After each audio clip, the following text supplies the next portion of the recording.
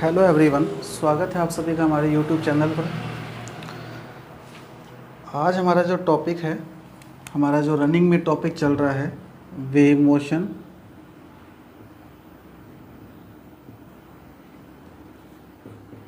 उस wave motion या तरंग गति में आज हमारा जो टॉपिक है वो है विस्पंद, बीट्स। विस्पंद या जो बीट्स है, ये टॉपिक बहुत इम्पोर्टेंट है और कंपटीशन एग्ज़ाम में कम से कम एक क्वेश्चन हमेशा इस टॉपिक से पूछा गया है।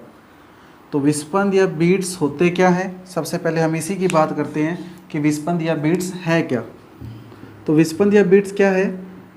जब दो तरंगें जिनकी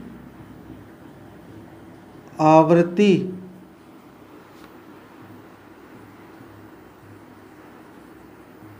अलग अलग हो लेकिन इनकी आवृत्ति में जो अंतर है वो अंतर अल्प होना चाहिए, बहुत कम होना चाहिए, बहुत ज़्यादा नहीं होना चाहिए।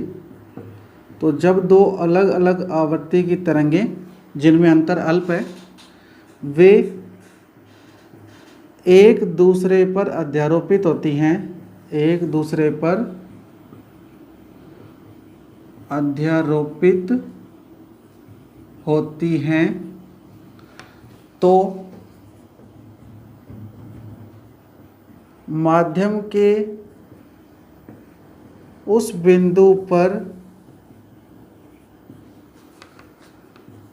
जो उतार चढ़ाव फ्रीक्वेंसी में कभी वृद्धि और कभी कमी उत्पन्न होती है, जो उतार चढ़ाव उत्पन्न होता है वही विस्पंद कहलाता है, वही विस्पंद कहलाता है।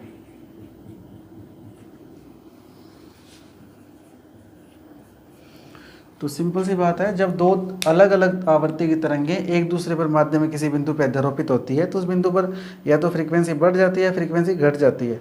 तो उस बिंदु पर जो आवृत्ति में उतार चढ़ाव उत्पन्न होता है, वो उतार चढ़ाव ही क्या कहलाता है? विस्पंद कहलाता है, बीट्स कहलाता है। अब दैनिक जीवन में जो बीट्स के क्या अनुप्रयोग है, क्या एप्लीकेशन है बीट्स की?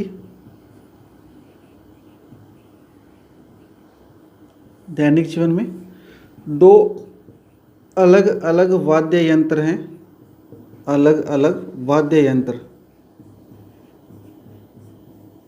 वाद्य यंत्र का मतलब जिनसे हम ध्वनि उत्पन्न करते हैं, स्वर उत्पन्न करते हैं। तो दो अलग अलग वाद्य यंत्र हैं, ए और बी।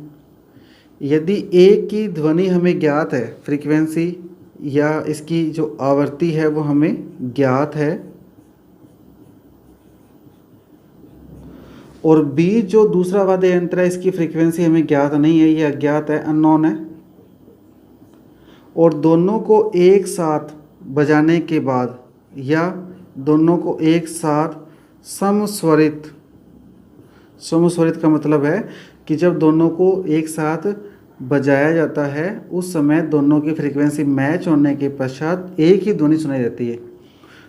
तो पहला अनुप्रयोग, पहली एप्लीकेशन क्या हुई? अगर कोई एक अज्ञात वाद्य यंत्र है, उसे किसी दूसरे वाद्य यंत्र के साथ संगीत की ध्वनि उत्पन्न की जाती है और दोनों के द्वारा उत्पन्न ध्वनियों की फ्रीक्वेंसी एक जैसी है, एक जैसी ध्वनि उत्पन्न होती है, तो जो ध्वनि ए वाद्य यंत्र की है वही ध्वनि बी वाद्य यंत्र की होगी जो कि अज्ञात है। क्योंकि दोनों की ध्वनियों में जब अंतर जीरो होगा, दोनों की फ्रीक्वेंसी में जब अंतर जीरो होगा, तब हमें कोई भी विस्पंद सुनाई नहीं देगा। तो उस समय सुनाई देने वाले विस्पंद क्या होंगे? जीरो। इस प्रकार दो अलग अलग वाद्य यंत्र जिनमें से किसी एक की फ्रीक्वेंसी या आवृत्ति हमें ज्ञात नहीं है, तो उनको एक साथ समस्वरित करने के पश्चात यदि सुनाई देने वाले विस्पंद जीरो हैं, इसका मतलब दोनों की फ्रीक्वेंसी क्या है? सेम है। क्योंकि विस्पंद तभी उत्पन्न होते हैं जब दोनों की फ्रीक्वेंसी क्या हो? अलग अलग हो, आवृत्ति अलग अलग हो। यदि दोनों की आवृत्तियाँ सेम है तो विस्पंद जो हैं वो नहीं उत्पन्न होंगे, जीरो उत्पन्न होंगे। इसी प्रकार दूसरी एप्लीकेशन है, किसी अज्ञात स्वरित्र की आवृत्ति ज्ञात करना। किसी अज्ञात स्वरित्र की आवृत्ति ज्ञात करना। ये अभी हम फुल डिस्क्राइब करेंगे डेरिवेशन इसका। तीसरा एप्लीकेशन है खानों, खान या खदान जो माइंस होती है, उन खानों या खदानों या माइंस में जहरीली गैसों का पता लगाने में, जहरीली गैसों का पता लगाने में कैसे पता लगाते हैं। फॉर एग्ज़ाम्पल आपके पास ये माइंस है, तो होता क्या है, इस माइंस को जब खुदाई की जाती है तो इस माइंस में एक पाइप की साइड, दो पाइप होती है, ये पाइप ए है और ये पाइप बी है। यहाँ जो पाइप ए है उस पाइप में बाहर से शुद्ध वायु प्रवाहित की जाती है। पाइप ए में बाहर से शुद्ध वायु प्रवाहित की जाती है, जबकि माइंस बी में, सॉरी पाइप बी में, ये पाइप बी है, इस पाइप बी में माइंस की अंदर से जो वायु आती है वो प्रवाहित होती है। तो शुद्ध वायु की आवर्ती फ्रीक्वेंसी अलग होगी और जो माइंस के अंदर से वायु आएगी उसकी फ्रीक्वेंसी अलग होगी। और इन दोनों पाइपों से जो वायु प्रवाहित की जा रही है इनको आपस में अध्यारोपित किया जाता है। तो जब ये दोनों आपस में अध्यारोपित होती है तो अगर माइंस से आने वाली वायु भी शुद्ध है तो दोनों शुद्ध वायु की फ्रीक्वेंसी एक समान होने से उत्पन्न होने वाले विस्पंदों की जो संख्या है वो शून्य होगी। तो जो वायु हम प्रवाहित कर रहे हैं वो शुद्ध वायु है, और अगर बी पाइप से जो वायु आ रही है वो भी शुद्ध है, तो दोनों पाइपों से आने वाली वायु की फ्रीक्वेंसी एक समान होने के कारण विस्पंदों की संख्या क्या होगी, 0। तो हमें ये ज्ञात हो जाएगा कि खान या माइंस से जो गैस आ रही है वो कैसी है, एकदम शुद्ध है। फॉर एग्जाम्पल यदि पाइप बी से आने वाली वायु अशुद्ध है तो अशुद्ध वायु की फ्रीक्वेंसी आवृत्ति अलग होगी, और जो वायु हम पाइप ए में प्रवाहित कर रहे हैं उसकी फ्रीक्वेंसी अलग होगी। तो दोनों अलग अलग आवृत्ति की तरंगें जब एक दूसरे पर अध्यारोपित होगी तो उस समय हमें कुछ ना कुछ विस्पंद सुनाई देंगे, और जब हमें कुछ ना कुछ विस्पंद सुनाई देंगे इसका मतलब दोनों की फ्रीक्वेंसी में अंतर है। इसका मतलब ये हुआ कि माइंस से आने वाली वायु शुद्ध ना होकर कैसी है, अशुद्ध है, क्योंकि हम जो वायु प्रवाहित कर रहे हैं वो शुद्ध है। इसका मतलब माइंस से जो वायु आ रही है वो कैसी है, अशुद्ध, तभी दोनों की आवृत्ति अलग अलग होगी और हमें विस्पंद सुनाई देंगे। तो हम ये पता लगा सकते हैं कि खदान या माइंस से आने वाली वायु शुद्ध है या अशुद्ध।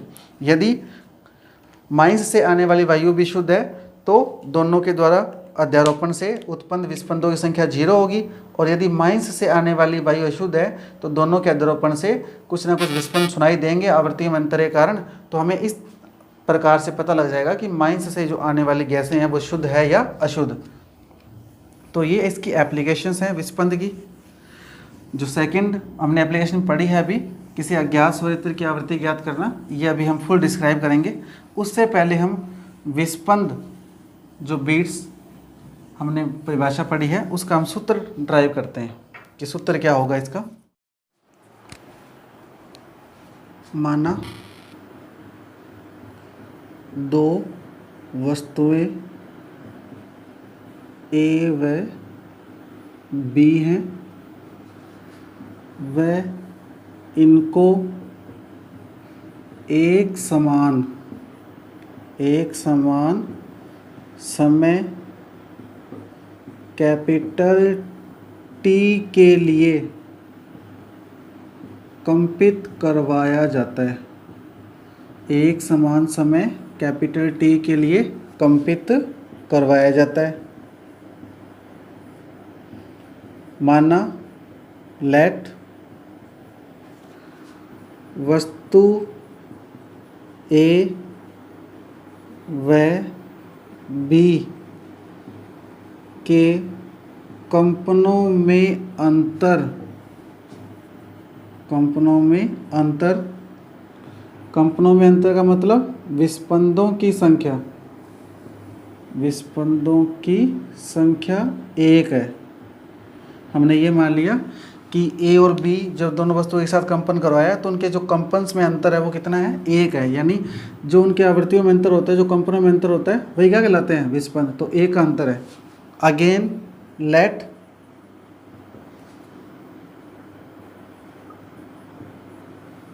वस्तु ए कैपिटल टी समय में एक्स कंपन करती है, एक्स कंपन करती है, जबकि वस्तु बी कैपिटल टी समय में x-1 कंपन करती है, x-1 कंपन करती है। हमने ये मान लिया कि वस्तु बी जो है वो ए कंपन कम करती है। क्यों करती है? क्योंकि विस्पंदों की संख्या का अंतर 1 है। या तो वस्तु बी ए कंपन ज़्यादा करेगी या वस्तु बी ए कंपन कम करेगी। तो हमने ये मान लिया कि वस्तु बी है वो ए कंपन कम करती है। हम ये भी मान सकते हैं कि वस्तु ए कंपन ज़्यादा करती है, यानी x+1 करती है। तो एक वस्तु जो कैपिटल ए है वो x कंपन कर रही है और वस्तु बी x-1 कर रही है, तो दोनों में अंतर कितना होगा? 1 का। अगर वस्तु बी x+1 कंपन करे तब भी अंतर कितना होगा? 1 का ही होगा। तो विस्पंदों की संख्या 1 होने के कारण हम x-1 और x+1 दोनों में से कुछ भी मान सकते हैं। सो वी कैन राइट, हम क्या लिख सकते हैं? कैपिटल टी समय में वस्तु ए के द्वारा उत्पन्न कंपनों की संख्या, कितने कंपन है? x। इसलिए 1 सेकंड में वस्तु ए के द्वारा उत्पन्न कंपनों की संख्या कितनी होगी? x/t।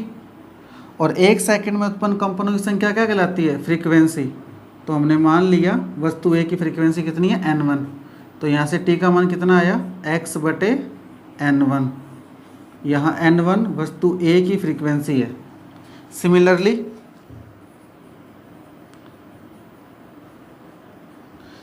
हम क्या लिख सकते हैं?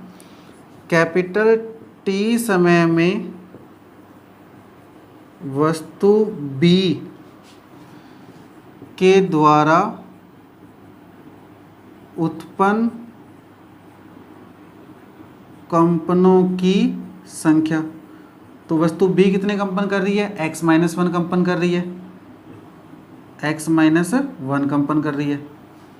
इसलिए 1 सेकंड में वस्तु बी के द्वारा उत्पन्न कंपनों की संख्या, तो कितने कंपन उत्पन्न होंगे? x-1/t। और 1 सेकंड में उत्पन्न कंपनों की संख्या क्या कहलाती है? Frequency n2।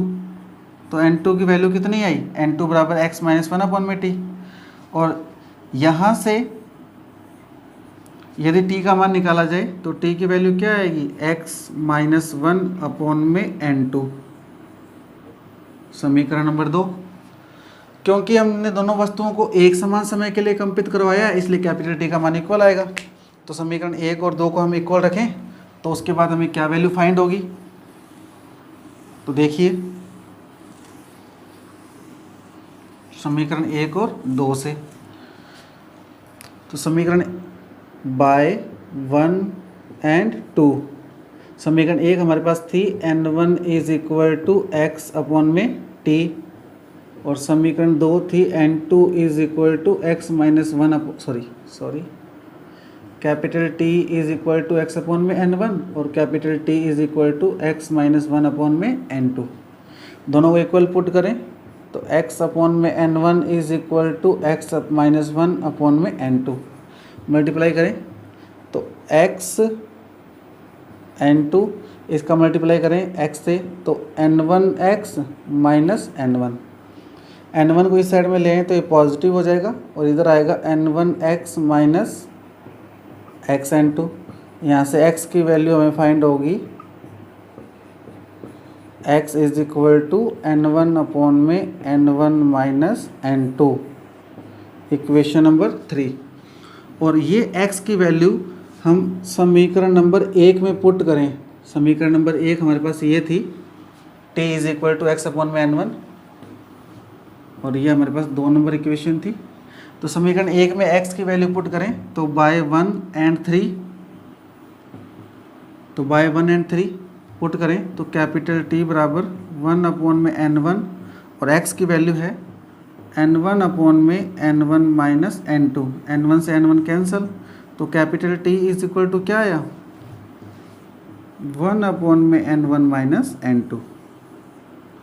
तो ये आवर्तकाल मिल गया हमें, और हम जानते हैं जो आवृत्ति है वो आवर्तकाल के व्युत्क्रम के बराबर होती है।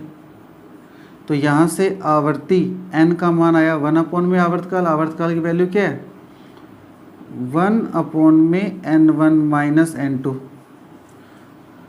ये वैल्यू ऊपर चली जाएगी। तो यहाँ से वैल्यू क्या मिलेगी हमें n is equal to n1 minus n2। Capital T का मान आया आवर्तकाल का, ये आवर्ती बराबर होता है 1/में आवर्तकाल, 1/में आवर्तकाल, तो कैपिटल T है ये। कैपिटल T की वैल्यू क्या है 1/n1 माइनस n2, ये वैल्यू ऊपर चली गई तो ये वैल्यू मिली। n क्या है, n है आवर्तियों का अंतर, n क्या है आवर्तियों का अंतर, दोनों वस्तुओं की आवर्तियों का अंतर जो a और b मानी थी। और आवर्तियों का अंतर ही क्या कहलाता है विस्पंदों की संख्या, क्योंकि हमने डेफिनेशन यही पढ़ी थी विस्पंद की, जब दो अलग अलग आवर्तियों की वस्तुओं को एक साथ कंपित करवाया जाता है तो उनमें जो हमें उतार चढ़ाव महसूस होता है वो उतार चढ़ाव क्या कहलाता है विस्पंद। तो आवर्तियों का अंतर जो होता है विस्पंदों की संख्या के बराबर होता है। तो हम कह सकते हैं कि जो विस्पंदों की संख्या होती है वो दोनों वस्तुओं की आवर्तियों के अंतर के बराबर हो सकती है। विस्पंदों की संख्या बराबर दोनों वस्तुओं की आवृत्तियों का अंतर। ये बहुत ही इम्पोर्टेंट फॉर्मूला है, बहुत ही महत्वपूर्ण है ये, क्योंकि यहाँ से हर एग्ज़ाम में क्वेश्चन आता है। तो स्मॉल n यानी आप विस्पंदों की संख्या या आवृत्तियों का अंतर क्या होगा, दोनों वस्तुओं की आवृत्तियों का डिफरेंस जो होगा वही विस्पंद की संख्या के बराबर होगा। अब इससे संबंधित हमारे पास जो सेकंड एप्लीकेशन थी जो हमने थ्योरी में भी डिस्क्राइब की थी कि विस्पंद की संख्या से हम किसी अज्ञात स्वरित्र की फ्रीक्वेंसी आवृत्ति कैसे ज्ञात कर सकते हैं, तो उसके बारे में हम पढ़ते हैं। सेकंड एप्लीकेशन थी हमारी, अभी हमने पढ़ा था कि फर्स्ट एप्लीकेशन तो हमने ये पढ़ा था कि दो वाद्य यंत्रों की एक साथ कंपित करवाने पे उनकी फ्रीक्वेंसी अगर बराबर हो जाती है तो विस्पंद जीरो उत्पन्न होंगे। तो जो ज्ञात स्वरित्र की फ्रीक्वेंसी, जो ज्ञात वाद्य यंत्र की फ्रीक्वेंसी होती है वही अज्ञात वाद्य यंत्र की फ्रीक्वेंसी होगी। थर्ड पढ़ा था हमने माइंस के अंदर जहरीली गैसों का पता लगाने में। सेकंड एप्लीकेशन है हमारी अज्ञात स्वरित्र की आवृत्ति ज्ञात करना, अज्ञात स्वरित्र की आवृत्ति ज्ञात करना। फॉर एग्जाम्पल मान लिया एक स्वरित्र A है और एक स्वरित्र B है, और इन दोनों को एक साथ कंपित करवाने के पश्चात हमें डेल्टा n विस्पंद सुनाई देते हैं, डेल्टा n विस्पंद सुनाई देते हैं, जबकि A की जो आवृत्ति है, विस्पंद A की जो आवृत्ति है वो कितनी है n है। तो हमें ये तो पता है कि दो वस्तुओं को एक साथ कंपित करवाने के बाद दोनों वस्तुओं की आवृत्तियों का अंतर विस्पंद के बराबर होता है। फॉर एग्जांपल वस्तु A और वस्तु B, यदि इसकी फ्रीक्वेंसी 252 है और दोनों को एक साथ कंपित करवाने के पश्चात ये ज्ञात है और ये अज्ञात है, एक साथ कंपन करवाया और आपको 4 विस्पंद सुनाई दिए। इसका मतलब हम कह सकते हैं जो अज्ञात स्वरित्र की आवृत्ति है या तो 252 + 4 होगी या 252 - 4, क्योंकि 252 + 4 का मतलब 256 और 252 - 4 का मतलब 248। दोनों ही कंडीशन में अज्ञात स्वरित्र की आवृत्ति 252 है, अज्ञात की 256 माने, तो दोनों का अंतर कितना होगा 4, तो 4 विस्पंद सुनाई दे रहे हैं। मान लेते हैं कि अज्ञात स्वरित्र की आवृत्ति 248 है, तो 248 - 52, 252 कितना आया 4, तो दोनों कंडीशन संभव है। तो हमने यही बात मानी है कि यदि ज्ञात स्वरित्र की आवृत्ति n है और अज्ञात की मुझे ज्ञात करनी है, तो अज्ञात की ज्ञात करनी है तो अज्ञात की क्या क्या संभावना हो सकती है, अज्ञात की 2 संभावना हो सकती है कि यदि ज्ञात स्वरित्र की आवृत्ति n है और डेल्टा n विस्पंद सुनाई दे रही है, जैसे यहाँ पर 252 थी और 4 कम पर सुनाई दे रहे हैं, तो या तो इससे 4 ज़्यादा हो सकती है फ्रीक्वेंसी या इससे 4 कम हो सकती है, क्योंकि ज़्यादा होगी तब भी अंतर इन दोनों का 4 है, कम होगी तब इन दोनों का अंतर कितना है 4। तो इसका मतलब अज्ञात स्वित्तरी फ्रीक्वेंसी क्या हो सकती है, n प्लस डेल्टा n या n माइनस डेल्टा n। उम्मीद है ये बात समझ आ गई होगी आपको। बहुत इंपॉर्टेंट कॉन्सेप्ट है, थोड़ा सा समझना है इसको ध्यान लगाकर। अब यदि अज्ञात स्वरित्र की भुजा पर मोम लगाकर कंपन करवाया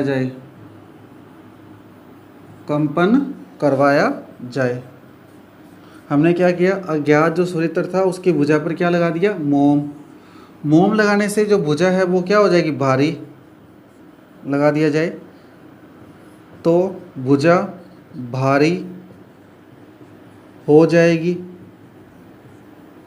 जिससे अज्ञात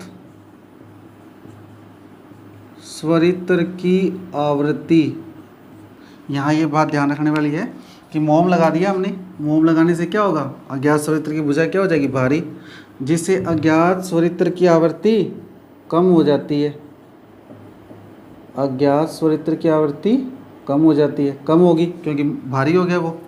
अब अज्ञात स्वरित्र की आवृत्ति कम हो जाती है। अब यहाँ दो पॉसिबिलिटीज़ है, क्या, या तो आपको विस्पंद ज़्यादा सुनाई दें, या तो आपको विस्पंद क्या सुनाई दें, ज़्यादा, या आपको विस्पंद सुनाई दें कम, विस्पंद कम सुनाई दें। अब ये बात तो कन्फर्म है कि मोम लगाने के बाद जो अज्ञात स्वरित्र है उसकी भुजा भारी होने से उसकी आवृत्ति कम होगी। फॉर एग्जांपल यहाँ अगर इसकी आवृत्ति 256 होगी या 248 होगी, तो 256 होगी चाहे 248 होगी, लेकिन आवृत्ति घटेगी। अब हमें ये देखना है कि विस्पंद ज़्यादा सुनाई दे रहे हैं या कम। मान लेते हैं विस्पंद आपको ज़्यादा सुनाई दे रहे हैं, तो विस्पंद आपको ज़्यादा कब सुनाई देंगे, विस्पंद आपको ज़्यादा तब सुनाई देंगे जब स्वरित्र ए और स्वरित्र बी की आवृत्तियों का अंतर बढ़े। और अंतर कब बढ़ेगा, जब फ्रीक्वेंसी घटेगी, यानी 248 थी तब 4 सुनाई दे रहे थे, इससे और कम हो जाए फ्रीक्वेंसी, 248 से कम 246 हो जाए, 245 हो जाए, 244 हो जाए, तो जैसे जैसे फ्रीक्वेंसी कम होगी वैसे वैसे अंतर बढ़ेगा, और जैसे जैसे अंतर बढ़ेगा वैसे वैसे विस्पंद आपको ज़्यादा सुनाई देंगे। तो जब आपको विस्पंद ज़्यादा सुनाई देंगे उस समय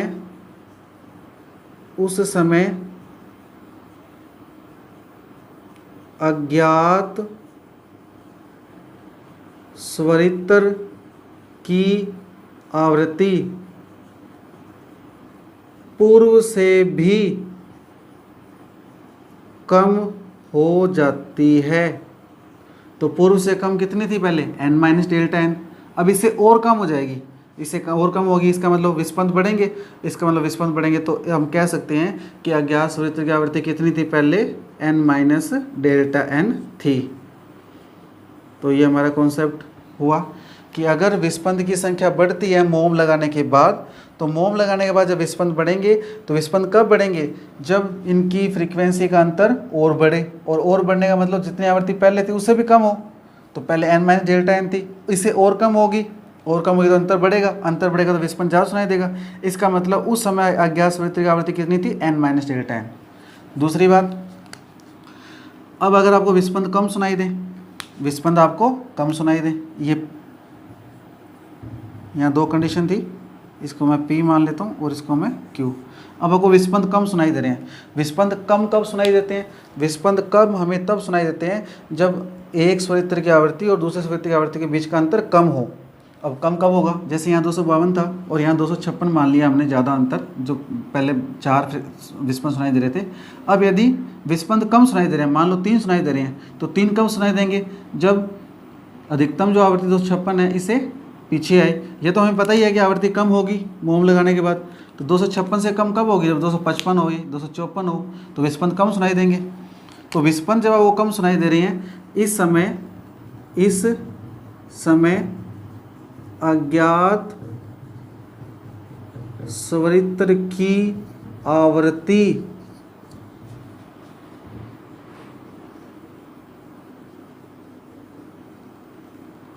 अधिकतम से कम होगी। अधिकतम कितनी थी? n+Δn। और आपको विस्पंद कम सुनाई दे रहे हैं, विस्पंद कम सुनाई दे रहे हैं, इसका मतलब दोनों की फ्रीक्वेंसी पास आ रही है। और पास कब आएगी? जब जो अधिकतम आवृत्ति है वो कम की ओर जाए। तो अधिकतम आवृत्ति कितनी थी? n+Δn। तो हम क्या कह सकते हैं कि उस समय उस अज्ञात स्वरित्र की आवृत्ति कितनी थी? n+Δn। फॉर एग्जाम्पल यहाँ 252 थी, पहले आपको 4 विस्पंद सुनाई दे रहे थे, तो ये पॉसिबिलिटी थी 248 और 256। लेकिन विस्पंद की संख्या बढ़ेगी कब? जब पहले से कम फ्रीक्वेंसी और कम हो जाए। तो विस्पंद यहाँ बढ़ रहे हैं, तो 248 तो नहीं हो सकती, क्योंकि वो केस पहले हो गया। हमें तो विस्पंद कम सुनाई दे रहे हैं, और कम कब सुनाई देंगे? जब आवृत्ति का अंतर घटे। तो 256 से अगर वो 254 हो जाए तो विस्पंद कम हो गए, 2 विस्पंद रहेंगे, 254 माइनस 252, 2 विस्पंद। तो जब 2 स्वरित्र को कंपन करवाने के बाद मोम लगा दिया जाए और फिर भी अज्ञात स्वरित्र की आवृत्ति कम होने वाली है, तो कन्फर्म है कम ही होगी, बढ़ तो सकती नहीं, क्योंकि भुजा भारी होगी। लेकिन हमें विस्पंद कम सुनाई दे रहे हैं, तो विस्पंद जब कम सुनाई देंगे तो जो अधिकतम आवृत्ति है उससे विस्पंद आपको कम की ओर जाएंगे, क्योंकि आवृत्ति कम हो रही है। तो अधिकतम आवृत्ति कितनी थी? n+Δn। और जब n+Δn यानी 256 से कम जाएंगे, इसका मतलब उस समय उसकी आवृत्ति कितनी थी? n+Δn। तो इस प्रकार हम किसी अज्ञात स्वरित्र की आवृत्ति विस्पंद की सहायता से ज्ञात कर सकते हैं। इस टॉपिक के जो क्वेश्चन है वो हम अगले वीडियो में हल करेंगे। कम से कम हमारी कोशिश होगी कि इस टॉपिक से संबंधित एक साथ 10 क्वेश्चन को सोल्व किया जाए। तो अगले वीडियो में विस्पंदों की संख्या ज्ञात करने के कम से कम 10 क्वेश्चन को सोल्व करेंगे। तो आप सभी का बहुत बहुत धन्यवाद। शुभ रात्रि आप सभी को।